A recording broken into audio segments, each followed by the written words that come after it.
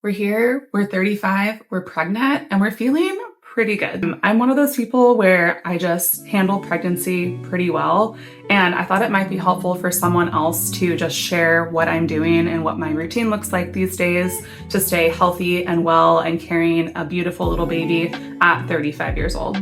For non-toxic baby registry items, make sure that you check out the video link below in the description. I'm Kalina. I'm a full-time mom to a toddler with a new baby on the way at 30 weeks pregnant. And in this channel, we're talking about pregnancy, mindset, conscious parenting, things that are a little bit granola, a little bit natural, and trying to keep things really encouraging and informative as well.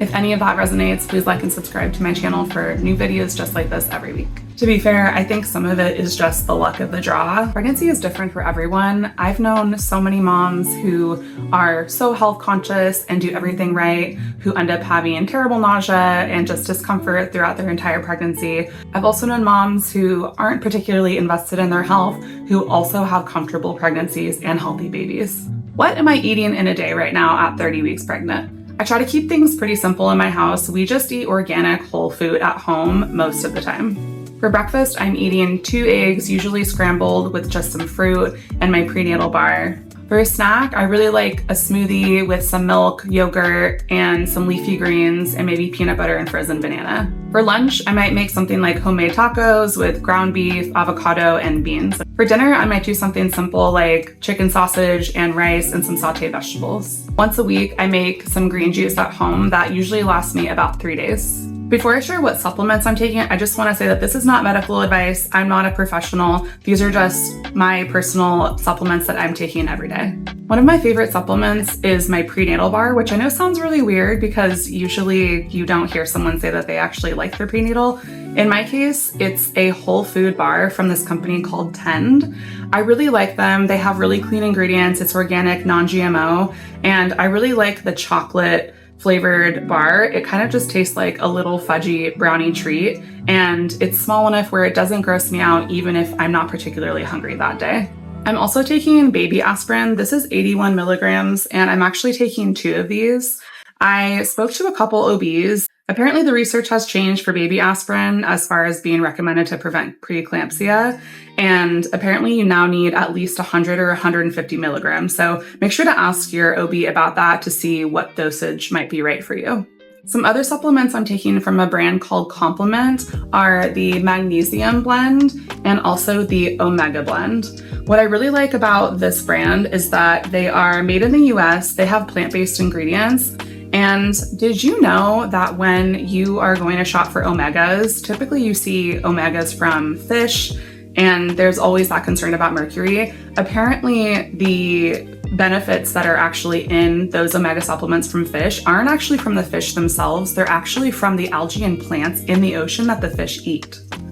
When I found that out, it kind of blew my mind. I figured why not go straight to the source and just get something that's plant-based. So that's what I really like about this omega complex. Warning, it does still have a really strong taste. It may not be exactly fishy, but it's definitely oceanic and kind of like seaweed throw up, but you're okay with it because it's really good for you. The next supplement is liposomal vitamin C.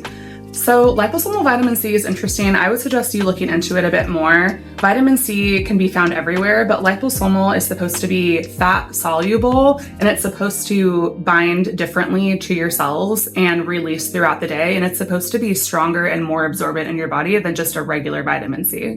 Another one that I'm taking is vitamin D3K2. This one's a complex from Just Ingredients. I've heard a lot of really good things about liver, so I looked up this brand Heart and Soil and started taking this Pure American Liver supplement. Another supplement that I'm taking every day, usually in the mornings, is this sipping bone broth from this brand Lonolife. I like the low sodium version, and I basically just pour some into my favorite mug, pour some hot water over it and stir it, and then I just sip that in the morning instead of coffee or tea. Another way that I like to start the day with supplementation is with a big bottle of DIY electrolyte water. I really like mineral sea salt. This brand is Baja Gold. There's another version of a mineralized salt called Celtic salt that you can also buy. This one is supposed to have the highest amount of mineral complexity compared to some other salts. So I've been using this and then honestly just a lemon in water.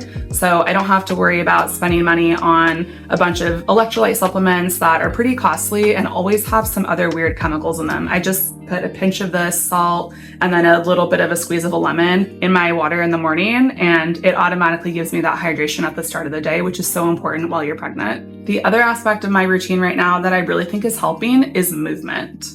Every day I like to start with a 2-mile walk. I just grab my toddler in his stroller, I grab my husband and I grab my dog, and we just get out of the house and do our morning walk around the neighborhood. Kind of loosens everything up and it gets you that immediate sun at the beginning of the day to kind of help regulate your hormones throughout the day. And it's just a great way to get some gentle, easy movement in first thing in the morning. I also like to do about a 10 to 15 minute mobility exercise routine that is sort of a mix of some yoga and some physical therapy. So things like cat-cow, some light core work, and lunges, stretching, and things like that, just to kind of keep things loose and to bring some movement into my hips, which are growing every single day. I do also try to work in a 15 to 20 minute resistance routine about 2 to 3 times a week, which I'm not gonna lie, at almost 30 weeks, I've been skimping on that because I'm just really tired and instead I'd wanna take a nap, but that is something that also really helps.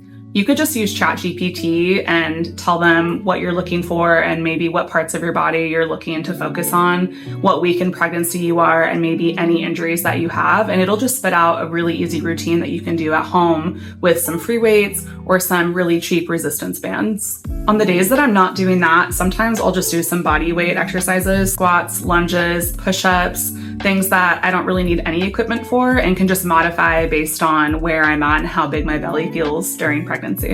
I do want to spend 2 seconds talking about pelvic floor as well. When you're this pregnant, sometimes a sneeze will catch you off guard and sometimes you just pee your pants a little bit, and that's okay. There's a couple things that I'm doing on the toilet every day to actually help with that, so it hasn't actually been an issue, which is awesome.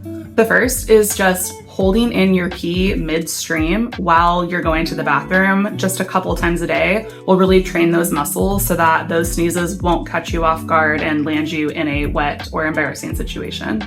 The other trick is elevating your feet when you do number 2. So I used to have a squatty potty and I think those are great. My bathrooms in this rental house are so small that I can barely fit one of those stools in the bathroom with me. So I actually just pull across my little tiny trash can and put my feet on that. And it's really great because it puts you into that squat position and it just takes a little bit of the pressure off the pelvic floor that's already carrying so much additional pressure from the growth of my baby. Another thing that I'm doing is just trying to connect my pelvic floor with some of the core movements that I'm doing, whether that's cat-cow or just some type of planking motion, side planking, front planking, kind of squeezing in my abdominal muscles in any type of exercise. I also try to make a concerted effort to also pull my pelvic floor in with those same movements, which sounds easy, but is actually really, really hard. And I do think that it's been helping with some pregnancy incontinence issues. And I feel like even though this is my second baby, my core actually feels so much stronger because I've been doing those exercises and working in that pelvic floor pretty consistently. I've also tapped in some professionals to help me in this journey, and that would be a chiropractor and also a physical therapist. I've been a pretty avid fan of chiropractic for a long time, though I will say I've been doing chiropractic for 15 years. They're not all created equal. So I found one that I really liked after a lot of research and trying different people who I wasn't crazy about. And he also has specific experience with pregnant women, which is extremely important so that they don't twist you in a way that's going to be unsafe for you and your baby. One thing that caught me off guard in a not great way during this pregnancy was that I hurt my back about 5 weeks in. I was doing this really great routine at a local gym with weights at 5:30 in the morning, about 3 or 4 times a week. And it was a mix of weight training and HIIT and all of these crazy things that were just really good for my body. And I felt like my body composition was much better this pregnancy than it was in my first. And I think it was just a little bit too much, or I just overdid it. So I needed to go and see a physical therapist to kind of course correct and help me heal from that whole experience. The first thing that I cannot recommend enough is a nice little exercise ball that I've been sitting on all the time. You get those hip movements in, it kind of keeps things loose, and it allows you to sit without feeling like you're sedentary and like your body is getting stuck.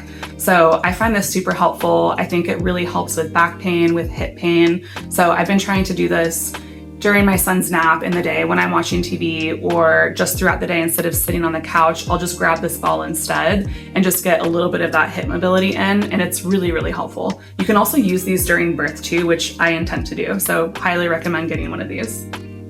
A body pillow for sleeping can also be really important. I found a very bougie organic cotton one. The inside and the outside are both organic cotton, which is pretty rare to find, and I'll link it below. And it's right here. It's this giant pillow. Yes, it does take up half of my bed, and my husband sometimes feels like he's just cuddling with a pillow and I'm nowhere to be found.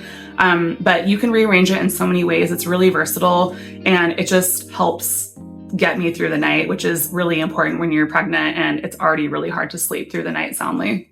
The other thing is just comfortable clothing and shoes. So I'll link below some of my favorite outfits. I've been living in these tank top short onesies from Amazon. They're stretchy, they're super comfortable. They come in a lot of different colors, and they've been really accommodating to my growing bump and the really hot weather here in Southern California.